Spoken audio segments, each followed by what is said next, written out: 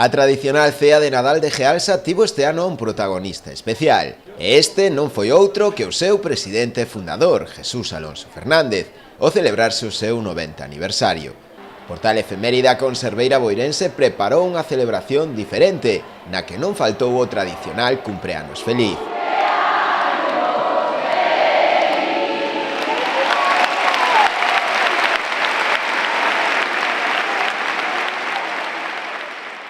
Ademais dos preto de 2000 empregados que asistiron á comida, tampouco quixo perderse a homenaxe ao presidente da Xunta de Galicia, Alberto Núñez Feijóo, que puxo a Jesús Alonso e por extensión a Gealsa como exemplo para toda Galicia. Por eso le admiro, le aprecio y le respeto. Y hoy por hoy apreciar, admirar y respetar a una persona no es fácil. No tengo ningún inconveniente en declararlo públicamente y decir que me siento muy orgulloso de su amistad y que cuando hay alguna duda solamente hay que ver lo que ha hecho, lo que ha arriesgado, lo que ha trabajado, los países en los que está su compañía, los puestos, miles de puestos de trabajo sobre todo.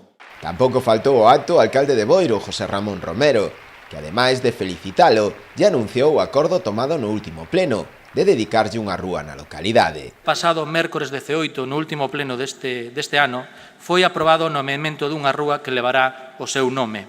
Avenida Empresario Jesús Alonso Fernández.